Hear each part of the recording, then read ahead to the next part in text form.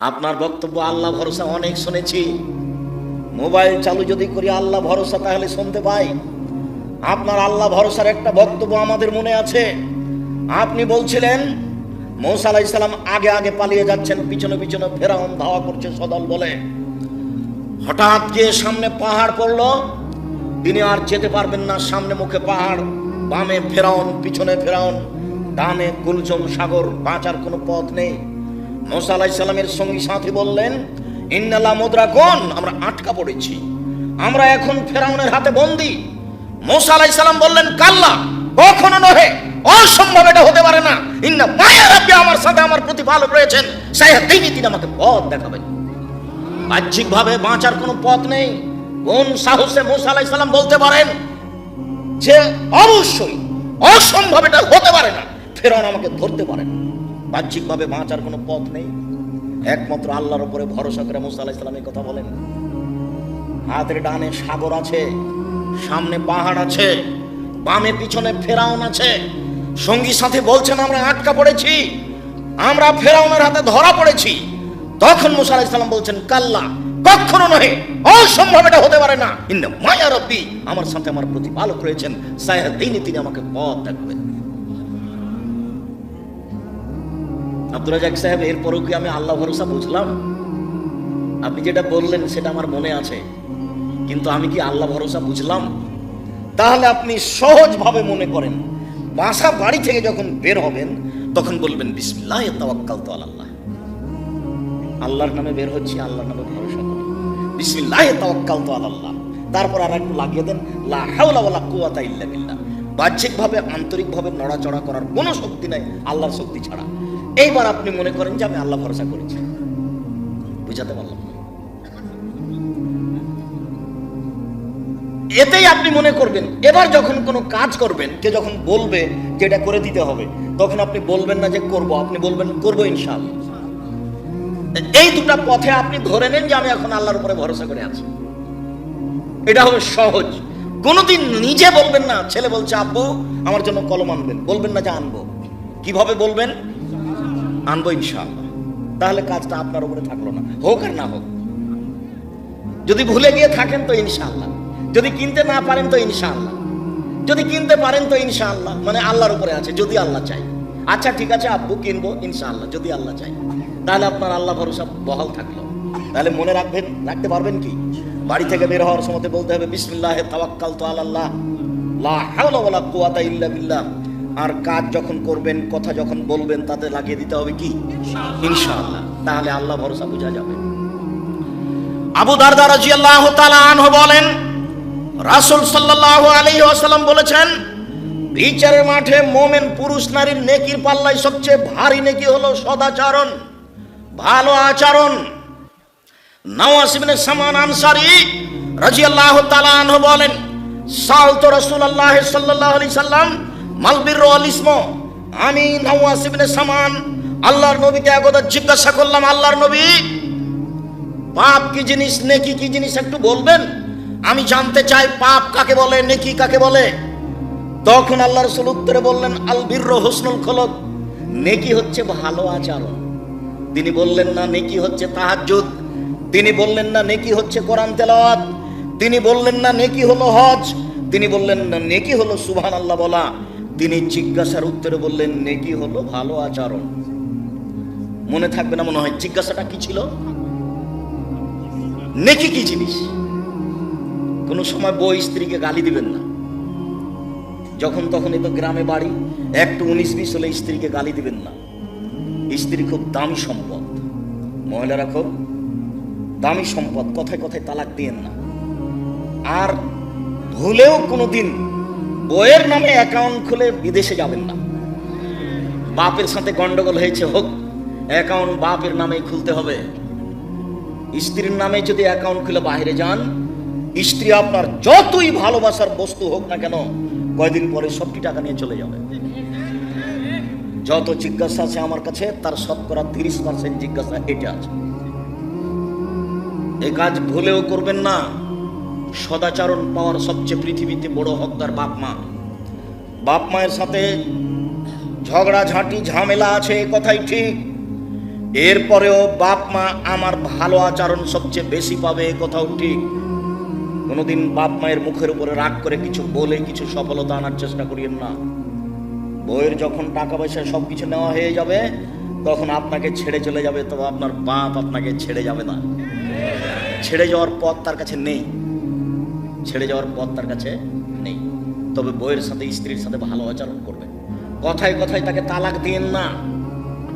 তালাক হলো মোলা তুলে খাওয়ার মতন, মানে তুললে গাছটা শেষ, আর শাক যদি উঠিয়ে উঠিয়ে খান তাহলে গাছটা আছে এখনো। তালাক মানে দিলেই শেষ, রাগ করে যদি আরেকবার দেন তাহলে শেষ, এটা নিয়ে আর কোনো কথা নেই। কাজেই যেটাই হোক, হইচই যাই হোক, তালাক দিবেন না, সদাচরণ করেন। রাসূল সাল্লাল্লাহু আলাইহি সাল্লাম বলেন, ইন্নাদ দুনিয়া কুল্লুহা মাতা ওয়া খায়রু মাতা'id দুনিয়াল মারাতু সালেহা। পৃথিবী গোটাটাই সম্পদ, পৃথিবীতে যা কিছু আছে সবই সম্পদ। সবচেয়ে উত্তম সম্পদ হচ্ছে ভালো স্ত্রী। এই কথা মুহাম্মদ সাল্লাল্লাহু আলাইহি সাল্লাম বলেন, হাদিস বুখারী মুসলিম। কাজেই স্ত্রী এই পরিবারে শান্তি দেওয়ার বস্তু, এই পরিবারে প্রত্যেকটা জিনিস ভালো করে ঠিকঠাক করে সাজিয়ে রাখার বস্তু। ওই পারে সবকিছু ঠিক করে সাজিয়ে রাখতে।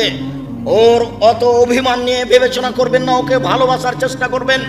মহান আল্লাহ বলেন, আমিন আয়াতিহান খালাকালাকুম মিন আজওয়াজিকুম লিতাসকুনু ইলাইহা।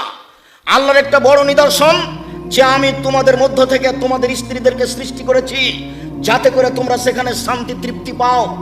শান্তি তৃপ্তির বস্তু হচ্ছে স্ত্রী। মারলে শান্তি তৃপ্তি থাকে না, গালি দিলে শান্তি তৃপ্তি থাকে না, ঝগড়াঝাঁটি করলে শান্তি তৃপ্তি থাকে না। ধৈর্যের পরিচয় দিয়ে চলতে হয়। আপনাকে একটা দৃষ্টান্ত দেখায় আমি। আল্লাহ রাসূল এক স্ত্রীর কাছে ছিলেন, আয়েশার কাছেই ছিলেন। অন্য এক স্ত্রী একটু তরকারি দিয়ে পাঠাচ্ছে বাটিতে করে।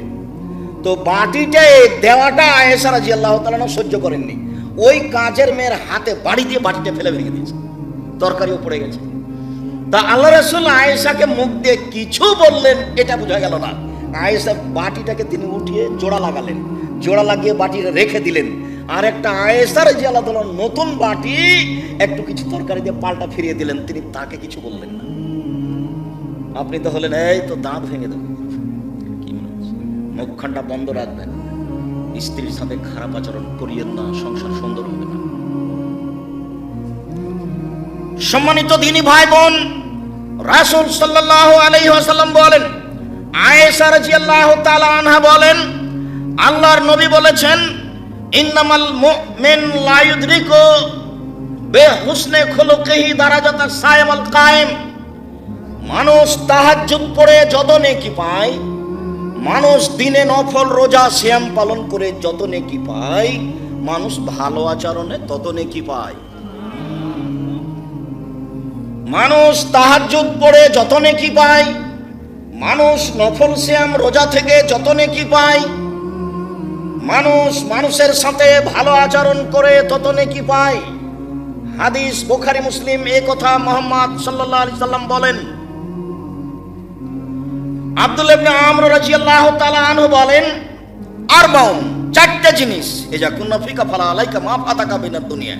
চারটা জিনিস আছে যখন তোমার ভিতর, চারটা জিনিস আছে যখন সবকিছুই আছে তোমার। চারটা জিনিস নেই যার, কোনো কিছু নেই তার। চারটা জিনিস নেই যার, কোনো কিছু নেই তার। চারটা জিনিস আছে যার, সবকিছু আছে তার। এক, হুসনু খালিকাতিন, ভালো আচরণ। চারটা জিনিসের একটা কি? ভালো আচরণ। আব্দুর রাজ্জাক সাহেব বাকি তিনটাও বলে রাখেন। দুই, হিফজ আমানাতিন, আমানতের রক্ষা। আপনি মেম্বার 10-এর পয়সা আপনার কাছে এসেছে, খুব সাবধান। আপনি গ্রাম্য সর্দার, টাকা পয়সা আপনার কাছে আছে, মসজিদের টাকা আছে, খুব সাবধান। হিফজ আমানাতিন, আমানতের রক্ষা। আপনি প্রিন্সিপাল, ছেলেদের সরকারের টাকা আপনার কাছে আছে, খবরদার ওই টাকা দিয়ে বড় মাছ কিনে দেখাবেন না আমি ধনী। 10-এর পয়সা গোখরা গমা সাপের চেয়ে অনেক বেশি খারাপ। একটা মানুষ জেনা করেছে, ক্ষমা সহজ। চুরি করেছে, ক্ষমা সহজ। একবার রাতে কান্নাকাটি করে বলল, আল্লাহ আমি পাপ করেছি, তুমি আমাকে ক্ষমা করো। আমার বয়স 80 বছরে একদিনও নামাজ পড়িনি, সালাত আদায় করিনি। আজ বলছি আমার ভুল হয়েছে, তুমি আমাকে ক্ষমা করো। আস্তাগফিরুল্লাহ ওয়া আতুবু ইলাইহি। আশা করছে নিষ্পাপ হয়ে দুনিয়া থেকে চলে যাবে ইনশাআল্লাহ।